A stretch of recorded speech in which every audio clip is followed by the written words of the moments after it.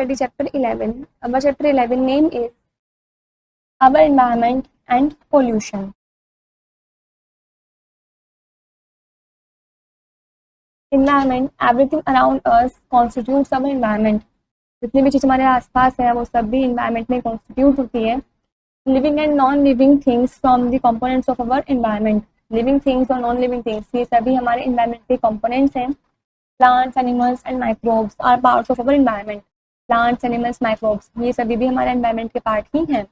Humans have affected the environment in a number of ways like clearing of forests, building houses and farms, making roads etc. जो humans हैं वो environment को काफ़ी number of ways से काफ़ी अलग तरीक़ों से affect करते हैं, जैसे कि forest को clear करना, houses, buildings वगैरह बनाने, farms बनाने, roads वगैरह बनाने. This has created air, water and land pollution on the planet. ये planet पर air, water, land pollution भी create करते हैं.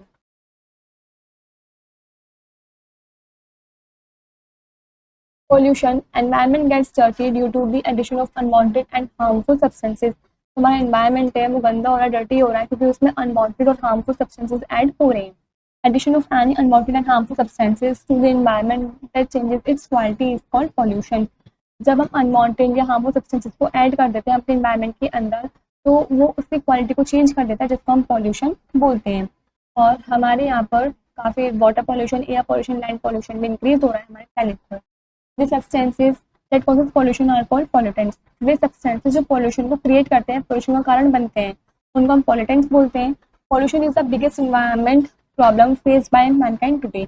आज के टाइम पर जो प्रॉब्लम फेस की जा रही है मैनकाइंड के द्वारा हमारे इन्वायरमेंट में वो बिगेस्ट प्रॉब्लम है pollution. There are 4 main kinds of pollution. 4 main kinds of pollution की air pollution, water pollution, noise pollution and soil pollution. Firstly, we will study about air pollution. Smoke from vehicles, toxic gases released from industries and garbages get mixed with the air and pollute it. जो smoke होता है vehicles का, toxic gases वगैरह release होती है industries वगैरह में से, गार्बेजेस वगैरह जो होता है सब मिक्स हो जाती है एयर के साथ और उसको पॉल्यूट भी करती हैं. एयर पोल्यूशन में कौन सी diseases such as lungs cancer, asthma, cough, heart irritation, watering of eyes and breathing problems. और एयर पोल्यूशन की वजह से काफ़ी सारी डिजीजेज भी होती हैं जैसे कि lung cancer, asthma, cough, heart irritation, watering of eyes मतलब आंखों में से पानी जाता रहता है, ब्रीथिंग प्रॉब्लम्स वगैरह भी होती रहती हैं. It can also cause the following और इनकी वजह से कुछ और चीज़ें भी हो सकती हैं. Acid rain, harmful gases like nitrogen oxide and sulphur dioxide are release into the atmosphere during the burning of fossil fuel. तो हार्मफुल गैसेज होती हैं जैसे कि नाइट्रोजन ऑक्साइड्स और सल्फर ऑक्साइड्स ये रिलीज होती हैं एटमॉस्फेयर के अंदर जब हम फॉसिल फ्यूल्स को जलाते हैं उसके दौरान. When it rains, the water droplets combined with these air pollutants become acidic and then fall on the ground in the form of acid rain. और जब रेन्स होती है तो जो वाटर के ड्रॉपलेट्स होती हैं, पानी की बूंदें होती हैं, ये इन एयर पॉल्यूटेंट्स के साथ कंबाइन हो जाती हैं, मिल जाती हैं और एक एसिडिक बन जाती हैं. और जब ये अर्थ के सरफेस पर ग्राउंड पे फॉल होती हैं, गिरती हैं, तो ये एसिड रेन की फॉर्म में गिरती हैं. Acid rain can cause great damage to human beings, animals and crops. Acid rains की वजह से काफ़ी ग्रेट डैमेज भी होता है ह्यूमन बींग्स में, एनिमल्स वगैरह में, फिर क्रॉप्स में भी. This picture shows acid rain. Next is global warming. Green house gases in the atmosphere trap the heat of the sun and there is a rise in temperature of the earth. जो green house gases होती हैं atmosphere के अंदर वो trap कर लेती है सन की हीट को और वो टेम्परेचर को राइज कर देती है अर्थ पर. This is called global warming. हम ग्लोबल वार्मिंग बोलते हैं. This picture shows global warming. Next, depletion of ozone layer. There is a layer in the atmosphere called the ozone layer. एक layer है atmosphere में जिसको हम ozone layer बोलते हैं. It is responsible for protecting humans from harmful ultraviolet UV rays. ये responsible होती है, ये humans को protect करती है harmful ultraviolet rays से. Some gases released from the earth have created holes in the ozone layer. कुछ gases released होती हैं earth में से जो ozone layer में holes को create कर देती हैं. As ozone layer gets thin, it will emit harmful rays back on Earth and can cause skin and eye-related problems. और जो ओजोन लेयर होती है वो थिन हो जाती है, पतली हो जाती है, जिस वजह से जो हार्मफुल रेज होती हैं वो अंदर एमिट हो जाती हैं और अर्थ जो है वो वापस से स्किन आई रिलेटेड प्रॉब्लम से कारण वो झूलता रहता है, सफ़र करता रहता है. UV rays also have the capability to effect crops. UV rays में इतनी कैपेबिलिटी है कि वो क्रॉप्स को भी इफेक्ट कर सकता है. Water pollution When industrial and household wastes are released in water bodies, it leads to water pollution. जब इंडस्ट्रियल वेस्ट और हाउसहोल्ड वेस्ट वाटर बॉडीज में रिलीज किया जाएगा तो उस वजह से वाटर पॉल्यूशन होता है. First point, domestic waste from houses that are thrown into rivers and lakes. Domestic waste होता है हाउसेज का, वो फेंक दिया जाता है रिवर्स और लेक्स वगैरह में. Second is washing clothes, vessels and bathing of animals in rivers and lakes, specially in rural areas. ज़्यादातर रूरल एरियाज में हम अपने कपड़े वगैरह, वेसल्स वगैरह या फिर एनिमल्स को नहलाना वगैरह भी सब चीज़ करते हैं, कपड़े वगैरह भी धोते रहते हैं रिवर्स और लेक्स वगैरह में भी. इस वजह से भी वाटर पॉल्यूशन इंक्रीज होता है. Next is industrial waste from factories that are release into lakes and rivers. Industrial waste होता है फैक्ट्रीज वगैरह का, वो भी लेक्स से रिवर्स वगैरह में रिलीज कर दिया जाता है. Oil spill from ships is another cause of water pollution. जो ऑयल स्पिल होता है शिप्स में से, वो भी दूसरा कारण है वाटर पॉल्यूशन का. Oil spills can drift ashore and end up coating beaches with a black sticky mess. जो ऑयल स्पिल हो जाता है वो ड्रिफ्ट हो जाता है शोर पर और एंड अप कॉटिंग बीचेस तक भी, जिस वजह से वो ब्लैक और स्टिकी मेस हो जाता है. Effect on the local environment such as cases devastating. जो इफेक्ट होता है लोकल एनवायरनमेंट पर, जैसे कि उस केसेस में क्या होता है, डेवास्टेटिंग हो जाते हैं. Aquatic animals get killed in large numbers. और काफ़ी लार्ज नंबर पर एक्वेटिक एनिमल्स भी मर जाते हैं. Noise pollution, excessive and continuous noise is called noise pollution. Excessive मतलब ज़्यादा और कंटिन्यूसली नॉइज की वजह से नॉइज पॉल्यूशन भी क्रिएट होता है, बढ़ता है. Generally noise is produced by household gadgets, big trucks, vehicles and motor bikes, the roads and planes and helicopters hovering over cities, loudspeakers etcetera. ज़्यादातर जो नॉइज होता है वो प्रोड्यूस होता है हाउस होल्ड गैजेट्स के द्वारा, बड़े बड़े ट्रक्स के द्वारा, व्हीकल्स के द्वारा, मोटर बाइक्स के द्वारा जो रोड्स पर चलते रहते हैं, जेट प्लेन्स, हेलीकॉप्टर्स वगैरह जो सिटीज़ में ऊपर मतलब चलते रहते हैं, और लाउड स्पीकर्स वगैरह. It can result in deafness and मे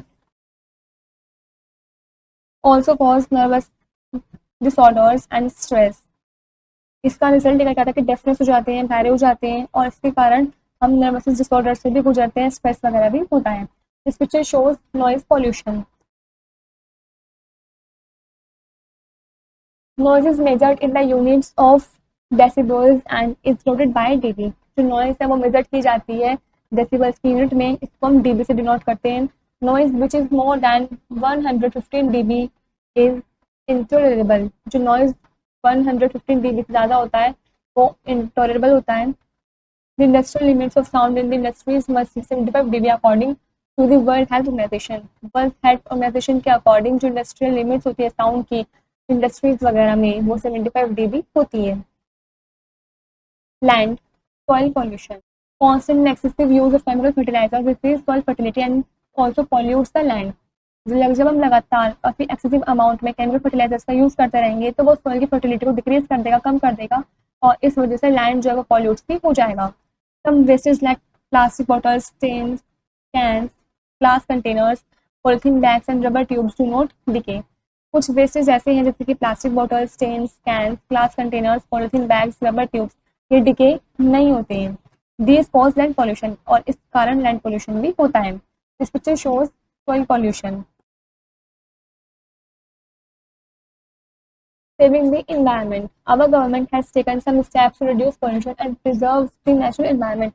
जो हमारी गवर्नमेंट है वो कुछ स्टेप्स ले रही है पोल्यूशन को रिड्यूस करने के लिए, कम करने के लिए, और हमारे नेचुरल एनवायरनमेंट को प्रिजर्व करने के लिए. Some of them are discussed here. उनमें से कुछ चीज़ें नीचे डिस्कस कर रखी हैं. First point, learn about renewable energy resources and appliances that run on these. आपको रिन्यूएबल एनर्जी के बारे में जानना चाहिए. जो एनर्जी रिसोर्सेज होते हैं, अप्लायंसेस वगैरह होते हैं, तो वे कैसे चलती हैं. Solar cooker, solar panels for heating water and for generating electricity are good for the environment. Environment के लिए जो सोलर कुकर, सोलर पैनल्स वगैरह होते हैं, हीट वाटर को हीट करने के लिए, इलेक्ट्रिसिटी को जनरेट करने के लिए, वो काफ़ी अच्छे होते हैं. Second is factories should be filter. Factories वगैरह को फिल्टर करना चाहिए. एंड क्लीन गैसेज वेस्ट, और गैसेज वेस्ट को क्लीन करना चाहिए before it is release into the air. Air के अंदर रिलीज करने से पहले. This has to remove toxic gases. इस वजह से काफ़ी मदद मिलेगी टॉक्सिक गैसेज को रिमूव करने में. Third is washing cloth in vessels as well as bathing of animals in rivers and lakes should be avoided. हमें रिवर्स वगैरह में, लेक्स वगैरह में कपड़े वगैरह नहीं धोने चाहिए, वेसल्स वगैरह नहीं धोने चाहिए, यहाँ तक कि एनिमल्स वगैरह को नहलाना भी नहीं चाहिए. इस सब को अवॉइड ही करना चाहिए. Next is planting of trees is being encourage. हमें ज़्यादा से ज़्यादा पेड़ पौधे लगाने चाहिए. Every year July 1 is observe as the Van Mahotsav day. हर साल 1 जुलाई को ऑब्जर्व किया जाता है, माना जाता है कि वो वन महोत्सव डे है।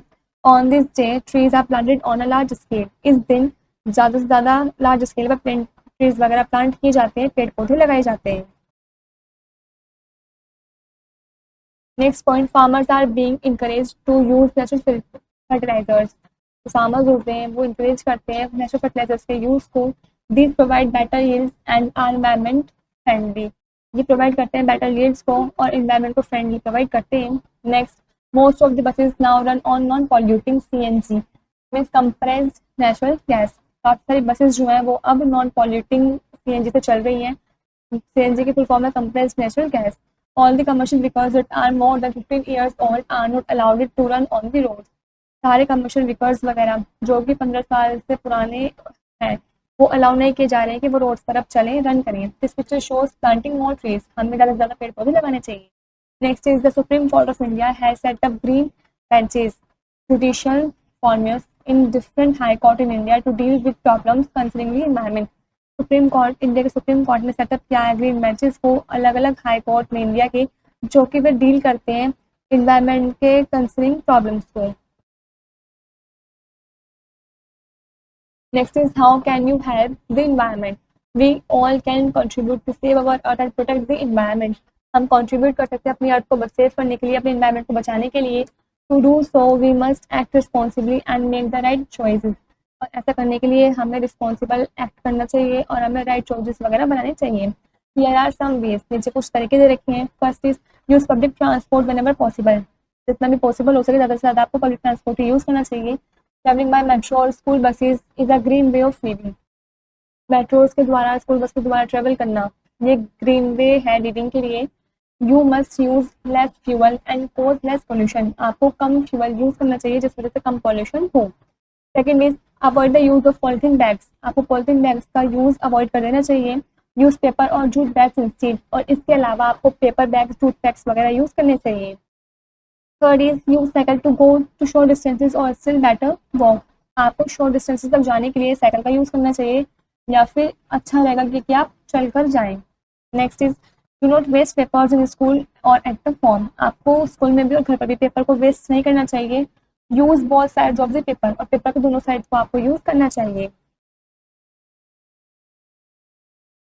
Next is sell all newspapers and magazines to the kabadi wala for recycling and reuse. आपको पुराने न्यूज़पेपर्स, मैगजीन वगैरह बेच देना चाहिए कबाड़ी वाले को, जिससे कि वे रिसाइकलिंग हो सके और रीयूज हो सके।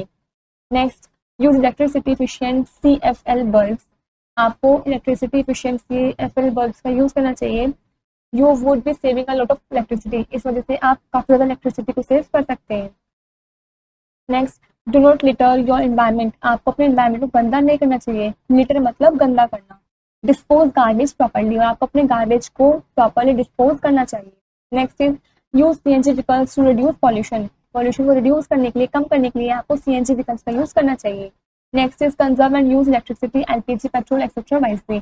आपको कंजर्व करने के लिए इलेक्ट्रिसिटी, LPG, पेट्रोल का यूज़ करना चाहिए वाइजली, मतलब बुद्धिमानी से।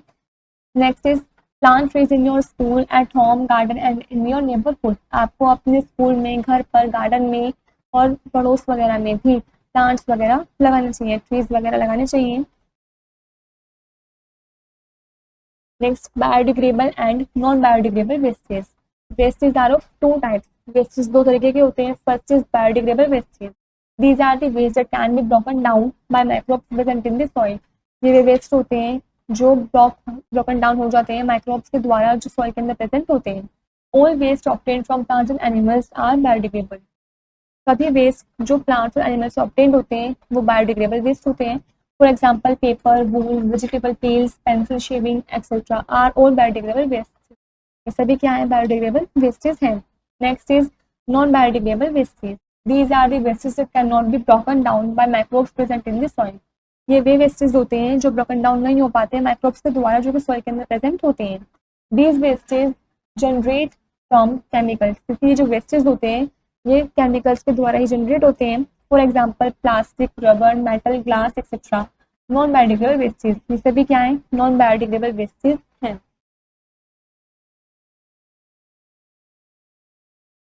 Key ideas. First is environment includes all living and non-living things around us.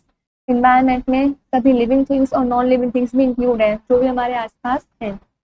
Second is people use more and more natural sources like air, water and land.